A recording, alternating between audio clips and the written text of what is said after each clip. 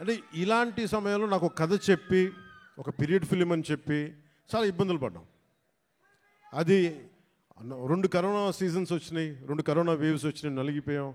తర్వాత మీకు తెలుసు విశాఖపట్నం గొడవలు, తర్వాత గౌరవ ముఖ్యమంత్రి గారిని మనకి రాజమండ్రి ఎపిసోడ్ మీకు తెలుసు. వీటన్నిటి వల్ల సినిమా మూడోసారి మన రాజకీయ పరిస్థితుల్లో లేట్ అయింది. అందుకని ఈ సినిమాకి ప్రత్యేకించి వచ్చినప్పుడు నేను ఉప ముఖ్యమంత్రిగా బాధ్యతలు తీసుకున్న తర్వాత కూడా సడన్గా మన పార్టీ ఆఫీస్ కోతవేటు దూరంలో ఉన్న అక్కడ ఉన్న స్థానికంగా మనం మిడ్ వ్యాలీ స్టూడియోస్లో మిడ్ వ్యాలీ స్థలాన్ని స్టూడియోగా మార్చుకొని నేను ఈ సినిమాని ఓజీని రెండింటిని కంప్లీట్ చేశాను. అంటే ఎక్కడా కూడా మనం తీసుకున్న శాఖలకి ఇబ్బంది లేకుండా, అది పంచాయతీరాజ్ శాఖ కావచ్చు, ఫారెస్ట్ డిపార్ట్మెంట్ కావచ్చు, ఎన్వైర్న్మెంట్ కావచ్చు, వీటన్నిటికీ ఇబ్బంది కలగకుండా ఈ సినిమాని ఫినిష్ చేశాం. మధ్యలో ఈ మూల కథని కానీ ఒక బలమైన శాతం, అంటే దాదాపు ఒక 30%, 40%, దాదాపు 30% ఆ సినిమాని కృషి డైరెక్ట్ చేసినట్టున్నారు. ఆయన మొదలుపెట్టిన ఈ కథని చాలా మధ్యలో ఆయన కొన్ని వ్యక్తిగత కారణాలు కావచ్చు, మిగతా ఇతరత్ర కారణాల వల్ల ఆయన ప్రాజెక్ట్ నుంచి పక్కకి వెళ్ళిపోయినప్పటికీ కూడా ఆయన ఎప్పుడు ఈ ప్రాజెక్ట్ ముందుకెళ్ళాలని కోరుకున్న ఒక మంచి దర్శకులు ఆయన. కృషి గారికి మీ అందరూ మనస్ఫూర్తిగా ఈ రోజున మనం ఇక్కడ ఉన్నామంటే దీని మూల కారకుడు ఆయనకి మనస్ఫూర్తిగా మనం ధన్యవాదాలు తెలియజేయాలి. ఈ సినిమాని ఎవరితో ముందుకు వెళ్ళాలనుకున్నప్పుడు రత్నం గారు మన జ్యోతి గారిని తీసుకొచ్చారు.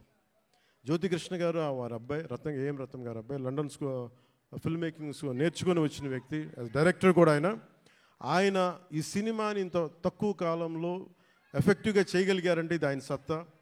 తర్వాత కృష్ణ గారు రాసిన ఒరిజినల్ స్క్రీన్ ప్లేకి ఆయన మార్పులు చేర్పులు అన్నీ పట్టుకొచ్చి చాలా పగడ్బందీకి ఈ రోజున 2 గంటల 34 నిమిషాలు అనుకుంటాను, అపార్ట్ ఫ్రమ్ మిగతా అన్ని టైటిల్స్ పక్కన పెడితే చేయగలిగారంటే దానికి జ్యోతి కృష్ణ గారు తీసుకున్న విపరీతమైన శ్రమ. ఆయన మనస్ఫూర్తిగా నా ధన్యవాదాలు తెలుపుకున్నాను. ఎందుకంటే నేను ఎందుకు మేము సినిమాల్లో ఏం చేసాము అని చెప్పడానికంటే కూడా రేపు పొద్దున మీరు చూసి ఇంకొక ప్రీమియర్ షోస్ కూడా పడిపోతాయి కాబట్టి మీరు చూసి మీరు నాకు తెలియజేయండి. ఎందుకంటే నాకు ఎప్పుడు కూడా మన సినిమా బ్లాక్ బస్టర్ అయిపోద్ది, మన సినిమాలు రికార్డులు బద్దలు కొట్టేస్తాయి, మన సినిమా ఆ సీన్ అద్భుతంగా ఉంటుంది, నాకు చెప్పడానికి ఏంటంటే కొంచెం ఇబ్బంది ఉంటుంది.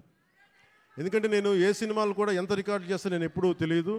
నేను సరస్వతీ దేవిని ప్రార్థిస్తాను, కృష్ణుడిని నమ్ముతాను. కర్మ చేయి, ఫలితం భగవంతుడికి వదిలేయాలి. అలాగే ఈరోజు మేము ఇంత చేసాం, మనం ఇంత చేసాం, వదిలేస్తున్నాం. ఆ ఫలితం భగవంతుడు సత్ఫలితం ఇవ్వాలని మనస్ఫూర్తిగా నేను కోరుకుంటూ అంటే సినిమా మేకింగ్ నాకేంటి, సినిమా చాలా ప్యాషనేట్ నాకు. అలాగే నాకు ఈరోజు నేను ఒక టెరానికల్ అంటే ఒక నియంత్రణ పోకడలతో ఉన్న ఒక ప్రభుత్వాన్ని ఎదుర్కోగలిగామంటే ఆ శక్తి సంపద మీరిచ్చింది, నాకు సినిమానిచ్చింది. సో ముందుగా మీ అందరికీ నా ధన్యవాదాలు తెలుపుకుంటూ, అలాగే ఎగ్జిక్యూటివ్ ప్రొడ్యూసర్ దయాకర్ రావు గారికి, జ్యోతి కృష్ణ గారికి, మన డానిష్ గారికి, Jammu and hails from Jammu and Kashmir and right you're from Jammu and Kashmir, right from Kashmir, you're from Kashmir. ఆయన అంటే భారతదేశం అంటే నేను చెప్పానంటే ఎంత ఇంట్రెస్టింగ్ ఉంటుందంటే ఫిల్మ్ మేకింగ్.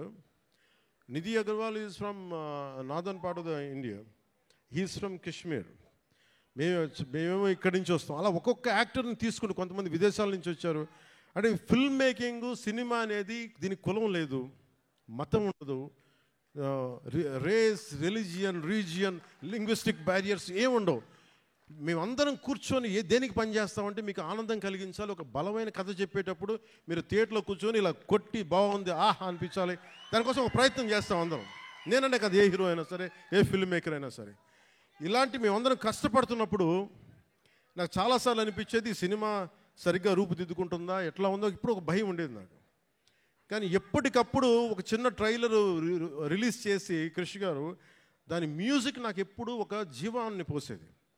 ఈ రోజున సినిమాని ఇంత బలంగా మనం ఒక బలమైన పాజిటివ్ నోట్ ఉంది అంటే ఈ సినిమాకి నాలాంటి హీరో కంటే వీళ్ళందరికంటే కూడా దీన్ని నమ్మిన వ్యక్తి academy Oscar winner Shri Keeravani గారు, ఎంఎం కీరవాణి గారు.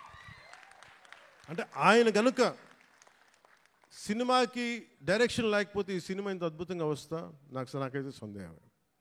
ఆయన లేకపోతే, కీరవాణి గారు లేకపోతే హరిహర వీరమల్లు అనే సినిమా లేదు. మేము ఎంత గొప్ప కథ చేసినప్పటికీ, మేము ఎంత బాగా నేను యాక్ట్ చేసినప్పటికీ, దాన్ని ఆ ఎమోషన్స్ని సరిసమానంగా దాన్ని ముందుకు తీసుకెళ్ళగలిగే నేపథ్య సంగీతం కానీ, సాంగ్స్ కానీ లేకపోతే అది దానికి ఆ శక్తి సరిపోదు. అలాంటిది ఆయన ఇలాంటి మన అలాంటి ఒక ఆస్కర్ అవార్డు గ్రహీత మన విశాఖపట్నంకి వచ్చి, లేదంటే మన హైదరాబాద్కి వచ్చి అక్కడ శిల్పకళ వేదిక కావచ్చు, ఇక్కడ మన ఈ వేదిక కావచ్చు, ఇక్కడికి వచ్చి చేస్తున్నారంటే ఒక అకాడమీ అవార్డు విన్నర్ మన దగ్గరికి వచ్చి మన ఆడిటోరియంస్లో కూర్చున్నట్టు అది మనందరం చేసుకున్న అదృష్టం, మన భారతదేశం చేసుకున్న అదృష్టం. అంటే మాకు తెలుగు పాట అది నాటు కదా, నాటు అని చెప్పి ఒక పాట కొడితే దానికి ఆస్కార్ వస్తుందా అని మనం ఎవరైనా సరే జ్యోతిష్యం చెప్తే నమ్ముతాం. బట్ కానీ దాని శక్తి రాజమౌళి గారు లాంటి దర్శకులు కావచ్చు, దాన్ని తీసుకెళ్ళిన రామ్ చరణ్ గారు, జూనియర్ ఎన్టీఆర్ గారు కావచ్చు, అంటే ఇంతమంది కలయికతోటి వాళ్ళందరూ బలంగా వేయగలిగారంటే మనం సంగీత దర్శకుడు అనేవాడు బలమైన అసలు రక్తి కట్టించగలిగే సంగీతాన్ని ఇవ్వలేకపోతే, దానికి చంద్రబోస్ గారు లాంటి ఒక లిరికల్ రైటర్ దానికి సరైన లిరిక్స్ అందించకపోతే అది ముందుకెళ్ళదు. అలాంటిది మనకి ఇద్దరు ఆస్కర్ విన్నర్స్ ఉన్నారు. వాళ్ళని చంద్రబోస్, దదోబని శ్రీ ఎంఎం కీరవాణి గారు. మనందరం కూడా చాలా చాలా ఒక తెలుగువాడిగా కాదు, ఒక భారతీయుడిగా మనందరం చాలా గర్వపడాల్సిన విషయం. సో అలాంటి దర్శకులు, సంగీత దర్శకులు మన హరిహర వీరమల్లుకి నిన్న రాత్రి చూశాను మొత్తం, కొంచెం అన్ని నేను రీల్స్ టెస్ట్ చేస్తాను ఫస్ట్ టైం చాలా సంవత్సరాల తర్వాత. ఖుషి తర్వాత మళ్ళీ నేను ప్రతి రీల్ చూడడం, ఎందుకంటే నేను సడన్గా డబ్బింగ్ తర్వాత సినిమాలు చూడండి, నాకు భయం సినిమాలు చూడాలంటే. ఇందులో డైలాగులు ఉండవు, యాక్షనే ఉంటుంది. ధర్మం జోలికి వస్తే తాట తీసేస్తామనే ఉంటుంది తప్ప. ఏం తల్లి బాగున్నావా? గుర్తుంది, మన ఆఫీస్లో కలిసాము. అవును గుర్తుంది.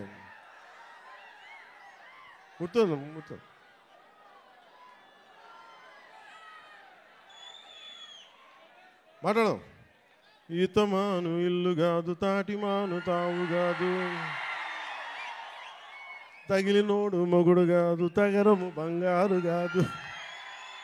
అంటే ఇది మన ఉత్తరాంధ్రాదికి చాలా దగ్గరగా ఉంటుంది. అందుకే నా చేత పాడించారు అనుకుంటా బహుశా కీరవాణి గారు.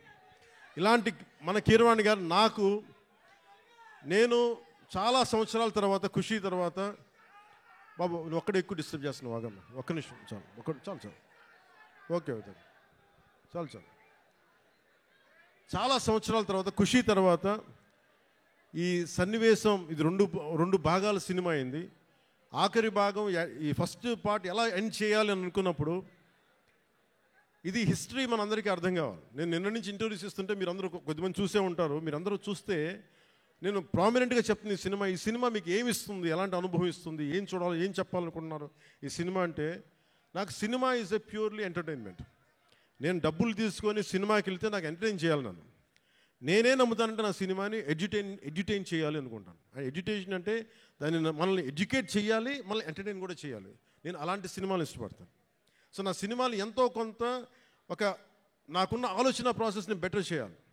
అలాంటి పరిస్థితుల్లో నాకు కృషి గారు చెప్పిన కథ ఏంటంటే, మన కృష్ణానది తీరంలో దొరికిన మనకి వజ్రాల గనులు ఉన్నాయి ప్రపంచంలో. అప్పుడు ఇంకా వజ్రాల గనులు కనుగొనల. అలాంటి టైంలో మన కృష్ణానది తీరం కొల్లూరులో ఉన్న, మన మంగళగిరి దగ్గరలో ఉన్న ఒక 60-70 కిలోమీటర్ల దూరంలో ఉన్న కొల్లూరులో దొరికిన ఒక వజ్రం కోహినూర్.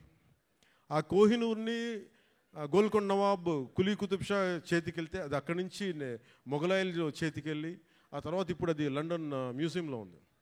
సో నాకు నచ్చిన ఐడియా ఏంటంటే కోహినూర్ని దొంగిలించడం. కోహినూర్ ఎవరి చేతిలో ఉంది? కోహినూర్ పీకాక్ త్రోన్ మీద ఉంటుంది, నెమలి సింహాసనం మీద ఉంటుంది. ఆ నెమలి సింహాసనం మీద ఎవరు కూర్చొని ఉన్నారు? కంటకుడైన పాలకుడు, ఒక కంటకుడైన పాలకుడు ఔరంగజేబ్ కూర్చొని ఉన్నాడు. అలాంటి ప్రజాకంటకుడు, దుర్మార్గుడు అయిన ఔరంగజేబ్ కూర్చున్న నెమలి సింహాసనం పైన ఉన్న ఆ కోహినూర్ వజ్రాన్ని దొంగిలించాలి, అది తిరిగి వెనక్కి తీసుకురావాలి అని కుతుబ్ షా ఆదేశించినప్పుడు ఈ సినిమా పరిస్థితుల్లో హరిహర వీరమల్లుకి ఒక కల్పిత పాత్రకి ఇక్కడి నుంచి మొదలు పెడతాడు. ఇది ఇక్కడి నుంచి హైదరాబాద్ గోల్కొండకు పోతుంది. చార్మినార్లో కొన్ని సంఘటనలు జరుగుతాయి. అది అక్కడి నుంచి ఢిల్లీ దాకా పోతుంది. ఢిల్లీ ఈ మొదటి భాగం ఎక్కడ ఆగుతుందంటే ఢిల్లీ కోటకి, ఎర్రకోటకి వెళ్ళబోయే ముందు ఎట్లాగైతేనూ చివరి దాకా వెళ్ళాడు, ఎక్కడ అతను ఔరంగజేబ్ కలుసుకున్నారా లేదా అనేది, ఎలా ఎదుర్కొన్నారు, తర్వాత ఏం జరిగింది అనేది సెకండ్ పార్ట్. సో ఈ సినిమా ఏం చేయగలదు మనం అనుకుంటే,